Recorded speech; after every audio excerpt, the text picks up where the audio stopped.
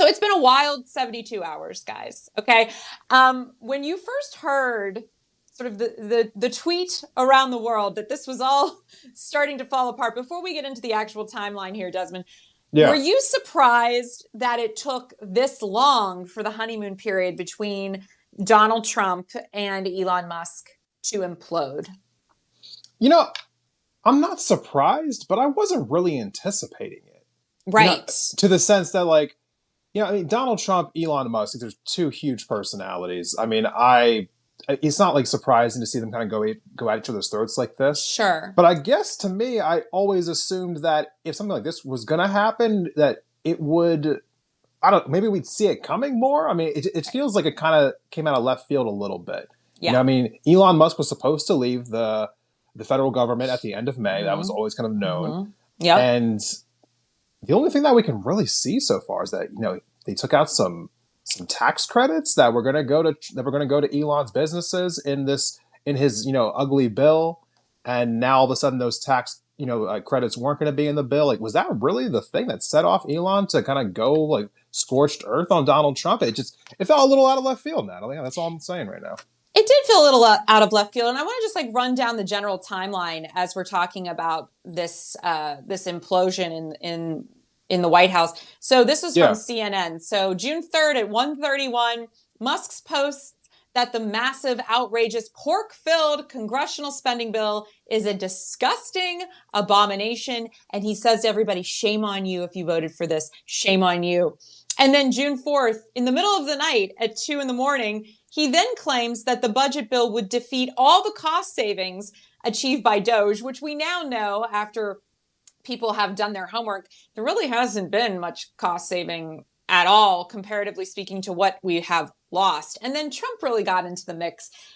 He posted an image on Truth Social at 1:59 in the afternoon saying that Musk was leaving the government, and then Doge, that was sort of like a thank you post, sort of. But then by June 5th, yesterday morning, Musk said that he claims the majority of Republican voters want that budget bill trimmed down, and he confirms that. And then it just kind of it goes off the rails from there. Musk shares old Trump posts criticizing Republican lawmakers for raising the debt ceiling. And then Trump starts a video in the White House, in the Oval Office, saying that he's not really sad to see him go. But then it really started to get off the rails. And this was where I was just like, ooh, it's really taking a turn. And this one was at 12:46 p.m. yesterday, where Musk says, without me, Trump would have lost the election. Dems would control the House, and the Republicans would be 51-49 in the Senate. Such ingratitude. Say what? Say what? Wait, what? Did he kind of just sort of almost admit that perhaps there is a reason that Trump is in the White House? Did Elon kind of give the quiet part and say it out loud? Like, that's when I think things really started to escalate. And then the solar bill, the EV solar bill incentive cuts and bill, that was like what you were saying, Desmond. It's going to increase everything. And then he starts talking that we need a new political party. Yeah. Oh my gosh. And then there is a comment about Trump. The reason that the Epstein files were not released fully is because Trump is in them, and Elon Musk basically confirms that. And I can go on and on and on and on. But the drama, yes, surfied, no prenuptial. Yes, exactly. Like these are just, the claws are out. These two men are upset with each other. Like you said, Desmond, we're not really sure what was the catalyst. But did you anticipate this level of fighting over social media? Like two high school kids, like it's so messy. It's so them. It's just it really is. I mean, when you have Elon Musk, who's supposed to be like the richest man in the world, he's out here like, oh, the reason that, you know, the Epstein files weren't released is because Donald Trump's in them. And then he like signs it off being like, have a good day, Donald J. Trump. Like, this is just like, you know, some people were calling this a distraction. Yeah. And they're like, oh, don't talk, like, it's such a distraction, so on and so forth. I'm like, you know what? We have the ability. We have the ability to stay on task, and we are going to. And also, you know, like, watch these two people crash out at the exact same time, because I haven't had a whole lot of things to laugh at recently. I mean, let's be fair here. This is just diabolical. I mean, what Elon Musk is doing right now. I mean, like, basically just calling him a child predator in front of the entire. The tweet had like 150 million views. I mean, to watch all of these people who were like worshiping Elon Musk and worshiping Donald Trump, to seeing the whole conservative ecosphere having to like, essentially like go into a giant fight yesterday. You have Cat Turd fighting Alex Jones. You got oh my God, you have like Tim Pool getting into spouts with like Candace Owens. Like, it's all beautiful. Okay. I think we all kind of like, we've always seen the Republicans and their whole right-wing propaganda sphere being in complete lockstep. To see them actually divided down the middle and taking shots at each other, it's hilarious. It's hilarious. Elon Musk saying that Donald Trump should be impeached and J.D. Vance should take over, and then J.D. Vance not saying anything. That was something. And let's be real. It's like mommy and daddy are fighting, and JD Vance is just like hiding in his room upstairs. I was dying. And just to go back, surfeited. Thank you. I'm sorry. I could not see the full thing, and I was mispronouncing, and it means overwhelming. And that is for sure the feeling and the energy of this moment.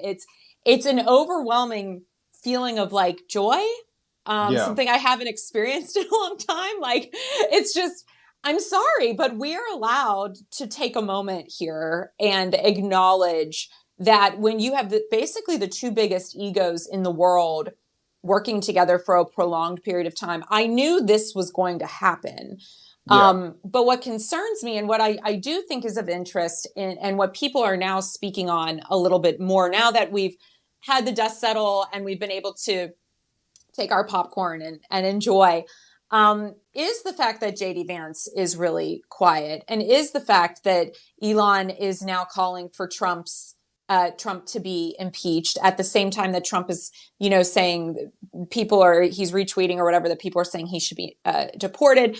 But when we're talking about now impeachment, that's a really big word to come out of Elon Musk's camp, his mouth, right?